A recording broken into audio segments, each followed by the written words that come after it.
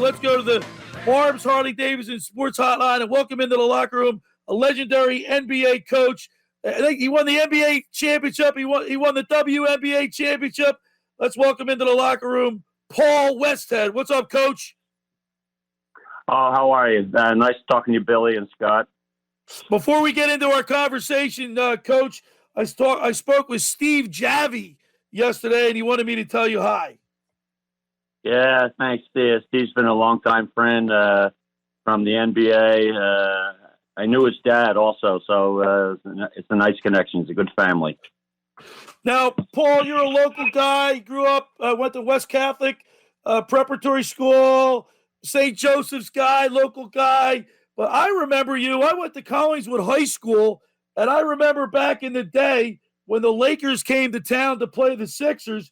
I think you guys used to stay at the Crown Plaza over there in Cherry Hill, and you'd practice in our gymnasium. Do you remember that?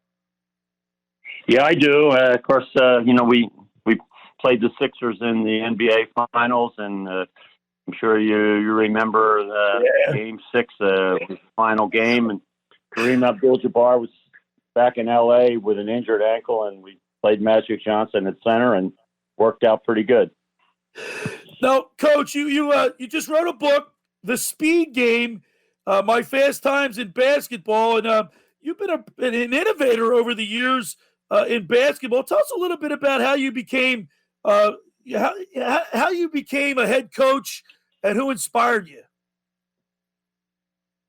Well, my coach, Jack Ramsey from St. Joe's, gave me all the direction and all the insights into basketball that I needed.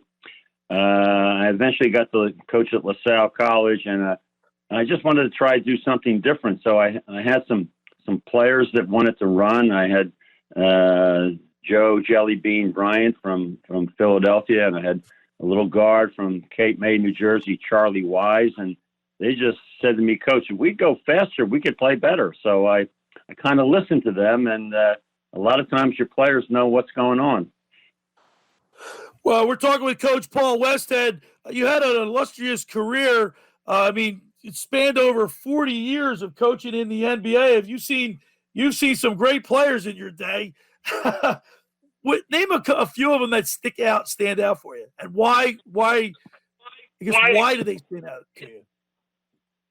Well, for sure, with my Lakers team, I had Kareem Abdul-Jabbar, who was at his best when I arrived in 1980. So he really was the leader of the team. And then we had the young rookie Magic Johnson, who came in and showed the world how good he was in Game 6 at the Spectrum, scoring 42 points. So surely two of them. On the women's side, not to take a back step, is Diana Taurasi, who I had in the Phoenix Mercury. I mean, she could blend in with the guys and the gals. It wouldn't matter to her. She'd step up and play with you. She's probably the best woman basketball player in the world. And, of course, my Philly connection, I could not have done anything I achieved without Hank Gathers and Bo Kimball from Philadelphia. Yeah, there's some definitely some big names there. Your book that you wrote, The Speed Game, My Fast Times in Basketball, what are you trying to accomplish with this book? Well, I'm just trying to show the journey of a coach who latches on to a system that looks easy, looks like a lot of fun that players would like. You ask players, would you like the fast break? And they're going to say yes. But when you start coaching, they say no. So I had 20 coaching jobs, and 14 of them I got fired. So coaching the fast break is not as easy as it seems, even though when you get a good team, they're really good. Yeah. Hey, Coach. Listen, I'm a LaSalle guy. I was at LaSalle when you were there. I went to LaSalle in the end of '76, so I was there, and Michael Brooks and I were classmates together. Your whole, who was a great player. And my favorite player from LaSalle. My dad went to LaSalle too. My favorite player was Kenny Durrett, which I think you had in your first year. It was like his junior year, I think you had. I did. You this speed game. And listen, you've been called a mad scientist. You've got your screws loose. They've called you all different kinds of things. Does it matter? Did it matter to you as a coach whether you needed a certain players to play that type of game, or were you going to just make whoever you had play the style that you wanted to play? Well, I was more of a system coach. So, some coaches adapt pretty well to the different players that they're recruit or they get traded to. I kind of said, this is how we're going to play. We're going to play very fast. And I tried to get the players to kind of fit in. But naming Kenny Durrett could play anybody's system, anytime, anywhere. Other than Hank and Bo, Kenny Durrett was probably the best player in college that I ever coached. He made me look good as a young 30-year-old coach at LaSalle College. They weren't happy to get me because I came from St. Joe's, but with Kenny Durrett, right. Anybody could look good. Tremendous. Now, Coach, we're down here at the Jersey Shore. People, you thought of good basketball down at the Jersey Shore. I remember growing up, you'd see all the guys from the Big Five come down and play in Ocean City and Margate. And did you ever come down and look at some of the talent when you were coaching? Well, I came down. I was part of the talent when I was. I went to Malvern Prep, and I came down. We used to play over in North Wildwood at Kenny's, and then we played in a summer league in Stone Harbor, and played with the Jimmy Huggard and Jimmy Kenny and Bobby McNeil and all kinds of fellows who would come down for the summer. Most of us were lifeguards in Wildwood, and then we'd play 4 or 5 nights a week. So I never knew how good I had it at that time, but it was a fun time. And South Jersey in the summer at the shore was live and well with basketball. Yeah, man. That's funny. Listen, I was a lifeguard coach in Ocean City for 21 years, and I played in the Ocean City Summer League for 10 years.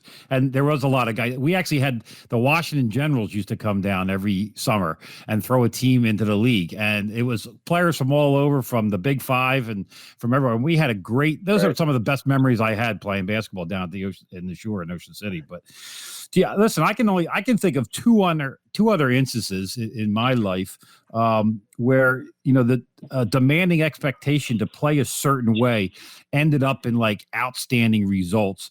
When I think of you, I think of that. I think of Herb Brooks, and I think of Ed Schneider when he owned the Flyers. Herb Brooks had a certain way with certain players to play the way he wanted them to play, and Ed Schneider brought in fighting to the NHL, which I think helped them win 2 Stanley Cups. So yeah. I really credit you and give you kudos for sticking to your guns and making guys play the way you wanted to play.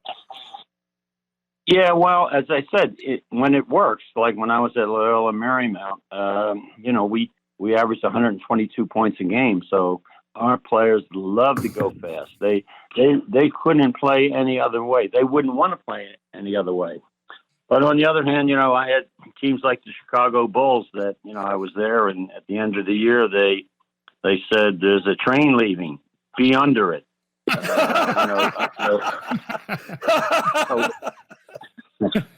So you see, it's not an easy scheme to tell your players you're going to run 100 possessions in a row. They might think they like it, but then the rub is they have to buy into it, and many times they don't. We're talking with legendary NBA coach Paul Westhead, with his new book out, The Speed Game: My Fast Times in Basketball. Coach, you coached men's basketball and you coached in the women's basketball league. Who do you prefer coaching better? I prefer good players on either side. After 50 years of coaching, I figured that out. When you have good players, usually good things happen. And when you don't, you struggle. So, with Magic and Kareem, it was fun. With Hank and Bo, it was fun. With Kenny Durrett, it was fun. With Diana Taurasi and Cappy Pondexter, it was fun. I mean, very good players lead you to winning games and championships sometimes. Well, I guess my question to you, Coach, is who's more coachable, the men or the women? Yeah, I think the women are. And I give you some examples. I would coach teams with men, and after about 2 weeks, if we were like 2-6, my fast break was done. The players would say, "Hey, why do we want to go fast and lose? This doesn't make sense." So they would slow it down on their own. I coached the Phoenix Mercury, and we were like 3-8. And Diana Taurasi came to me and said, "Coach, we're going to hang in and follow this system if you hang in with us." And I said, "Okay." So the following year, we won a championship. So the women will give you more time. And for that, I was very grateful. Now, Coach, you coached for over 40 years in the NBA and with women's basketball. What's the difference between the players today as compared to when you started coaching? Yeah, I think today's players are much more physically fit, and they take care of themselves. I mean, I go back again when I was in Chicago. We practiced at an orphanage, and I asked them if we had a weight room. They said, "Yeah, the weight room's in your office." And I went to my office, and there was a barbell behind my desk, and that was the weight room. So the sophistication of the teams now and the players, and like when I was with the Lakers, with Jack McKinney was the head coach, I was his assistant. When Jack got hurt, they had to make a very dramatic decision. They're going to put me in as coach, or they're going to put the trainer in as the coach, because that's all we had. One assistant coach and a trainer. So wow, everything has improved so much. I mean, with the analytics and assistant coaches and training and care and what you eat and what you drink, these players are much more fit than the players that I had in the 80s and 90s. But I will say, I don't know if they're tougher than the ones I had.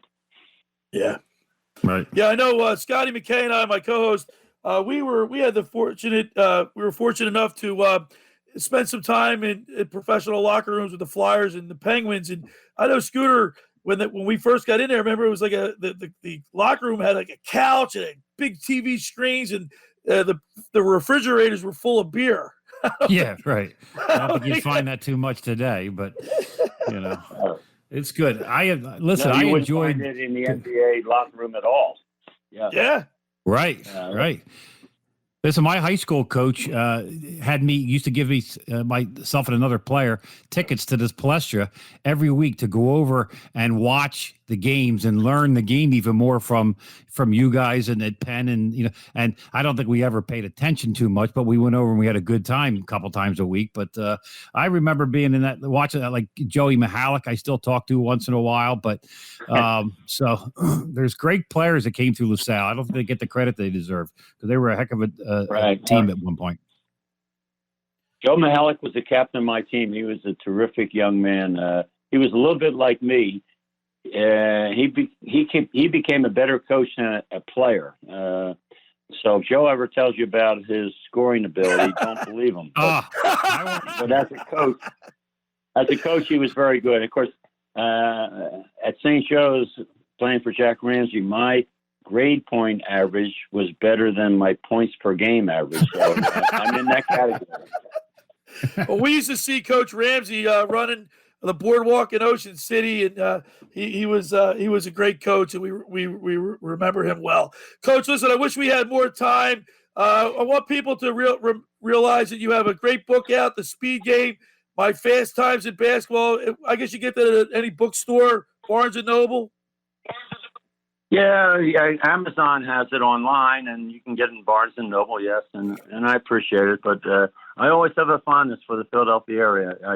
I married Cassie Malloy from Mount Ephraim, New Jersey, and she's in the book. She's the Jersey girl. There you go. You need a Jersey girl. All right, Coach. Thank you so much. We really appreciate you taking time on Saturday morning. We'll talk to you again. I thank you. There's Coach Paul Westhead on the Barb's Harley Davidson Sports Hotline. It was good to talk to the coach.